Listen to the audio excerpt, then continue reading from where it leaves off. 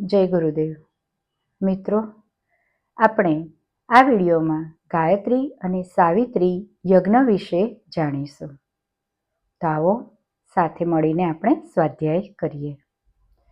અગ્નિ પણ સૂર્યાંશ જ છે, એટલે એની જ્યોતિર્મય પ્રતિભા અગ્નિરૂપે જ પ્રજ્વલિત કરવામાં આવે છે. ઉપાસનામાં અગરબત્તી તથા ધૂપદીપનું વિધાન એટલા માટે છે કે દેવ પ્રયોજનોમાં સૂર્યાંશને સાક્ષી રાખવામાં આવે.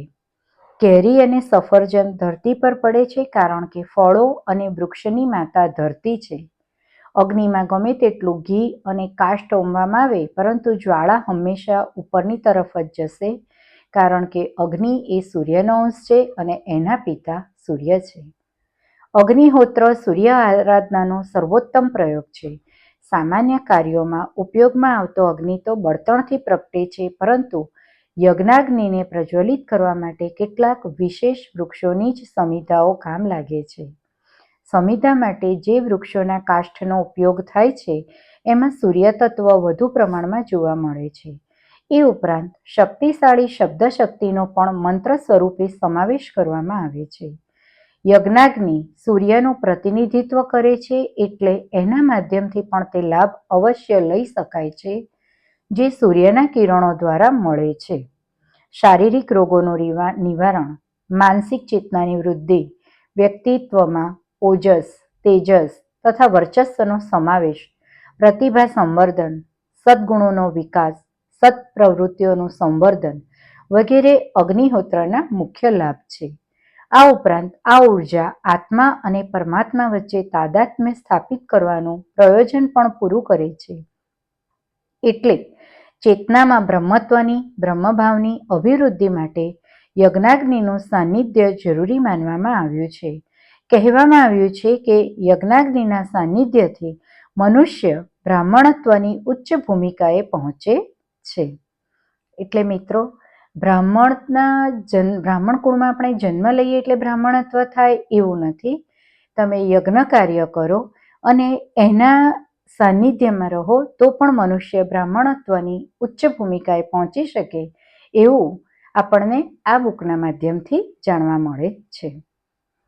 સાવિત્રી યજ્ઞ. યજ્ઞ એમ તો વ્યક્તિગત પણ હોય છે. પોતાના અમુક પ્રયોજન માટે કોઈ વ્યક્તિ પોતાના ખર્ચે હોતાઓને દક્ષિણા આપીને ગ્રહ શાંતિ વગેરે યજ્ઞ કરાવે છે. આ વ્યક્તિગત બાબત થઈ.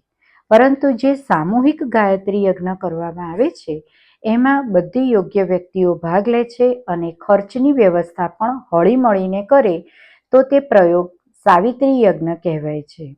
એનો લાભ વ્યક્તિ વિશેષને એના શ્રમ સહયોગ પ્રમાણે ઓછી વધતી માત્રામાં મળે છે, પરંતુ વાસ્તવિક સંબંધ લોક કલ્યાણ સાથે જોડાયેલો છે.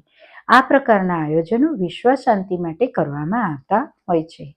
સામૂહિક એટલે કે સાર્વજનિક, જેમાં અનેક લોકો ભાગ લે, અનેક કુંડ હોય જ્યાં સાર્વજનિક ધન, શ્રમ અને મનનો ઉપયોગ કરવામાં આવે અને જેમાં સામાન્ય જનતા ભાગ લે અને અમૃતાસન પ્રસાદ ગ્રહણ કરે, એ સાવિત્રી તથા સવિતા યજ્ઞ છે.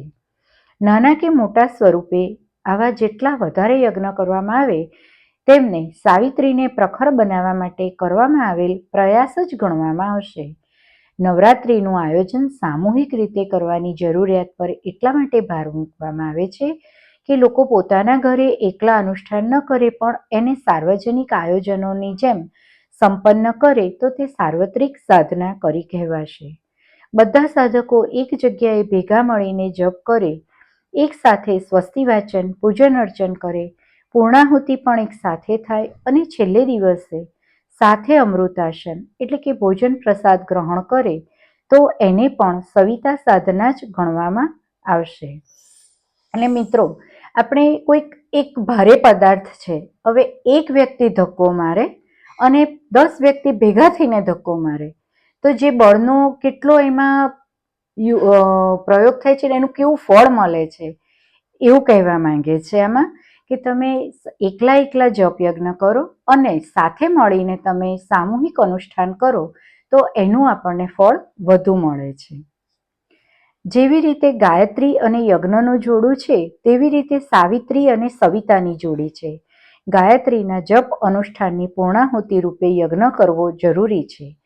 સામાન્ય જપ પછી, એટલે કે આપણે જે દૈનિક ગાયત્રી ઉપાસના કરીએ છીએ એના પછી શક્ય હોય તો તલ, ઘી, સાકર અને હવન સામગ્રીથી નાના તાંબાના અથવા માટીના કુંડમાં 24 આહુતિઓ આપવી જોઈએ.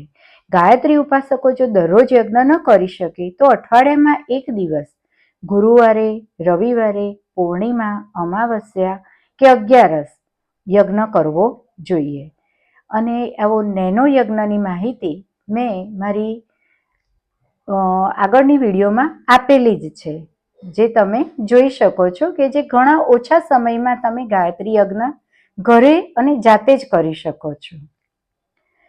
મહાભારતના વનપર્વમાં દેવી સરસ્વતી અને જિજ્ઞાસુ સાક્ષરનો સંવાદ આવે છે.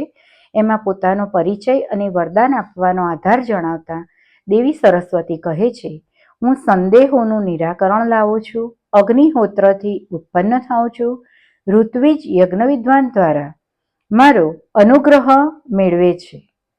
પરંતુ આ બધું એમનાથી જ થઈ શકે છે જેઓ સંયમશીલ તથા સદાચારી છે અને દેવ પ્રયોજનોમાં નિષ્ઠા રાખે છે. એટલે યજ્ઞ વિધાનથી અનુગ્રહ મેળવવું, પરંતુ એમાં આપણે સંયમશીલ અને સદાચારી હોવું પણ એટલું જ જરૂરી છે. બ્રહ્મવિદ્યાના અધ્યયન સાથે જે 7 વર્ષ સુધી નિયમિત રૂપે યજ્ઞ દ્વારા મારી આરાધના કરે છે તેઓ મને પ્રાપ્ત કરે છે. કાલિદાસ, ભરદ્વાજ વગેરે આવી રીતે સાવિત્રી સાધનાના પ્રયોગોથી જ વિદ્વાન બન્યા હતા. આયુર્વેદના શ્રેષ્ઠ વિદ્વાનોમાં ચરક, સુશ્રુત તથા વાકભટ્ટના નામ જાણીતા છે. આ બધા ફક્ત ચિકિત્સા શાસ્ત્રના જ નહીં, પરંતુ જ્યોતિર્વિજ્ઞાનના પણ મર્મજ્ઞ હતા. એવી વાયકા છે કે ચરક વનસ્પતિની શોધ માટે જંગલો અને પહાડો પર જતા હતા ત્યારે જડીબુટ્ટીઓ સ્વયં તેમને પોતાની વિશેષતાઓ અને ગુણો બતાવતી હતી. કેવા વાતાવરણમાં ક્યારે અને કયા ગ્રહ નક્ષત્રના યોગમાં ઉગાડવાથી તેનો શું પ્રભાવ પડશે એ બધું તેઓ જાણતા હતા. જ્યોતિષ સૂત્ર પ્રમાણે અષ્ટમી વ્યાધિનાશિની, અર્થાત અષ્ટમી જે ચંદ્રમાનો 8મો દિવસ હોય છે તે બધા જ વ્યાધિઓનો અંત કરનારો દિવસ છે. એટલે કે એ દિવસે જે પણ ઔષધિ લેવામાં આવે છે તે વધારે લાભકારી રહે છે. અષ્ટમી અને પૂર્ણિમાના દિવસે સૂર્ય અને ચંદ્ર એકબીજાથી કાટખૂણે હોય છે. માનવ શરીરમાં વિદ્યમાન લોહી અને પાણી પર પણ સૂર્યચંદ્રનું આકર્ષણ ઓછું થઈ જવાથી એ સમય દરમિયાન આપવામાં આવેલી ઔષધિઓ વધુ પ્રભાવકારી સિદ્ધ થશે. શિકાગોની ઇલ્વાન્સ યુનિવર્સિટીના ફાર્માકોલોજી વિભાગના પ્રોફેસર ડૉક્ટર રાલ્ફ ડબલ્યુ મોરિસે અધ્યયન દ્વારા જોયું કે રક્તસ્રાવ અન્ય દિવસોની તુલનાએ એ દિવસોમાં વધારે ક્રિયાશીલ રહે છે. પૂર્ણ ચંદ્રમામાંથી નીકળતા વિશિષ્ટ ઉર્જા તરંગો રક્તના પ્રવાહને રોકનારા બ્લડ પ્લેટલેટ્સના નિર્માણમાં અવરોધ ઉત્પન્ન કરે છે. પરિણામે વધુ પ્રમાણમાં રક્ત વહી જાય છે. કહેવાય છે કે ડાયાબિટીસના રોગીઓમાં આ દિવસોમાં બ્લડ સુગર મહત્તમ લેવલે પહોંચી જાય છે. કારણ કે પૂર્ણિમા વખતે, એટલે કે પૂનમના સમયે પૃથ્વી, સૂર્ય અને ચંદ્ર ત્રણેય એક સીધી રેખામાં આવે છે. આ વિષયમાં કરવામાં આવેલા અધ્યયનથી જે નિષ્કર્ષ સામે આવ્યો છે તે પ્રમાણે પૂનમના સમયે બ્લડ પ્રેશર, હૃદયના ધબકારા તથા ચયાપચયની પ્રક્રિયામાં પણ તીવ્રતા જોવા મળે છે. સૂર્યપ્રકાશથી મનુષ્ય શરીરનું વિદ્યુતીકરણ થતું રહે છે. અમેરિકાના એક વૈજ્ઞાનિક ડૉક્ટર નીલ બર્નહોર્ટે વર્ષોની શોધ પછી એવું પ્રતિપાદન કર્યું કે સૂર્યના શક્તિવર્ધક કિરણોના સંપર્કમાં આવીને મનુષ્યના શરીરમાં એક વિદ્યુત ચુંબકીય પ્રવાહ વહેવા લાગે છે અને પૃથ્વી તો સ્વયં એક મહાચુંબક છે. હવે એનું એક ઉદાહરણ છે કે એકવાર અત્યંત દુબળી પાતળી છોકરીને ઈલાજ માટે તપોભૂમિ લાવવામાં આવી હતી. એની ચામડીએ કામ કરવાનું સંપૂર્ણ બંધ કરી દીધું હતું. આખા શરીરે ખંજવાળ આવતી હતી. તે બિલકુલ હાડપિંજર જેવી થઈ ગઈ હતી. સ્વાસ્થ્યવર્ધક ખોરાક અને ટોનિક આપવા છતાં પણ લોહી બનતું ન હતું અને રક્ત સંચાર પણ થતો ન હતો. બધા ડૉક્ટરો ખૂબ ચિંતામાં હતા. શું ઉપચાર કરવો તે નક્કી કરી શકતા ન હતા. છેવટે પરમ પૂજ્ય ગુરુદેવે તપોભૂમિના પ્રાકૃતિક ચિકિત્સક ડૉક્ટરને કહ્યું કે છોકરીને 1 મહિના સુધી સવારમાં 5:30 વાગ્યાથી 10:30 વાગ્યા સુધી સૂર્યના કોમળ તડકાનું સેવન કરાવવામાં આવે. ભોજન બંધ કરી દીધું, જેથી શરીરની અંદરની સફાઈ થઈ ગઈ અને સૂર્યના કોમળ તડકાના સેવનથી ત્વચામાં હલચલ શરૂ થઈ.